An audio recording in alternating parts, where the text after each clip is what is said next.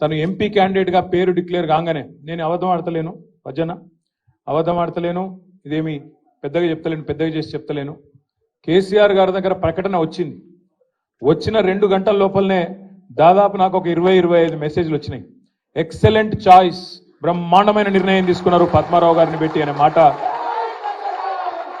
కేవలం 1.5-2 గంటల్లోనే, ఆ మీటింగ్ అయిపోయిన అట్లా స్క్రోలింగ్ వచ్చిన 2 గంటల్లోనే మెసేజ్ల మీద మెసేజ్లు వస్తున్నాయి. ఎందుకంటే ఒక విశ్వాసం కలిగింది సికింద్రాబాద్ పార్లమెంట్లోని ప్రతి కార్యకర్తకు, ఇక్కడ ఉండే ప్రతి నాయకుడికి ఒక విశ్వాసం ఏం కలిగిందంటే తప్పకుండా ఈసారి బీఆర్ఎస్ మొట్టమొదటిసారి 24 సంవత్సరాల చరిత్రలో సికింద్రాబాద్ పార్లమెంట్ ఈసారి కొడుతుంది, అది పద్మారావు గారి సారథ్యంలో జరుగుతుందనే ఒక విశ్వాసం ప్రకటనతోనే వెంటనే వచ్చిన మాట వాస్తవం. కానీ ప్రకటనతోనే వచ్చిన టెంపోని పడిపోనీయకుండా 53 రోజులు కాపాడవలసిన బాధ్యత, ప్రజల్లోకి పోవలసిన బాధ్యత మన మీద ఉన్నదన్న మాట నేను మీకు విజ్ఞప్తి చేస్తా ఉన్నాను.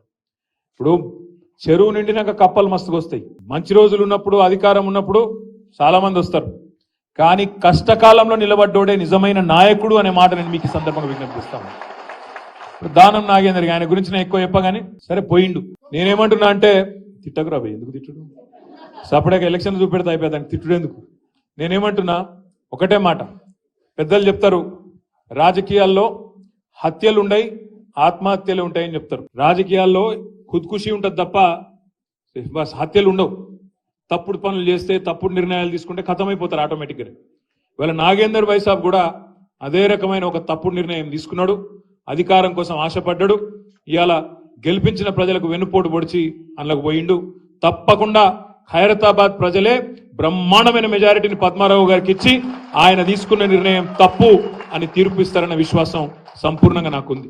ఇవాళ ఖైరతాబాద్ లో మన కార్పొరేటర్లు కవిత గాని, వెంకటేష్ భాయ్ గాని, ఇంకా మిగతా మిత్రులు గాని అందరూ కూడా ఇవాళ బ్రహ్మాండంగా ఉన్నారు. సరే ఒకరో ఇద్దరో అటు ఇటు కావచ్చు, దానికి మనం టెన్షన్ పడవలసిన అవసరం లేదు, ఆగం కావాల్సిన అవసరం లేదు. ఇవాళ ప్రజల్లో ఒక విషయంలో స్పష్టత ఉన్నది. నాగేందర్ గారు అవకాశవాద రాజకీయాల కోసం పోయిండు అనే ఒక ఆలోచన ఆల్రెడీ వచ్చింది. ఆనాడు ఆసిఫ్ నగర్ లో ఏదైతే జరిగిందో, ఆనాడు టీడీపీ టికెట్ మీద గెలిచి మళ్ళీ కాంగ్రెస్ అధికారంలోకి రాగానే తెల్లారెట్లయితే అందులో ఓంగనే పోటీ చేస్తే ఓడిపోయిండో, ఈసారి కూడా మళ్ళీ అదే జరుగుతుంది, తప్పకుండా జరిగి తీరుతుందనే మాట కూడా నేను మీకు విజ్ఞప్తి చేస్తా ఉన్నా. ఇంకొక మాట కూడా నేను చెప్తా ఉన్నా, పెద్దలు చెప్తారు 2 పడవల ప్రయాణం ఎప్పుడు మంచిది కాదు, ఎటుంటే గట్టే ఉండాలి. కష్టమైన నష్టమైన ఒక సంస్థ ఎంచుకున్నప్పుడు దానిలోనే గట్టిగా నిలబడాలి. ఇవాళ ఆయన అక్కడో కన్ను, ఇక్కడో కన్ను, ఇక్కడో కాలు, అక్కడో కాలేస్తే అదేదో చెప్తారు దోబికా కుత్తా అన్నట్టు అవుతుంది పరిస్థితి, ఎటు కాకుండా అవుతాడు. ఆల్రెడీ ఇంకొక మాట, మనం స్పీకర్కి ఇప్పటికే కంప్లైంట్ ఇచ్చినాం, స్పీకర్ గారి దగ్గర పోయినాం, ఈయనను వెంటనే అనర్హుడుగా ప్రకటించాలని చెప్తున్నాం.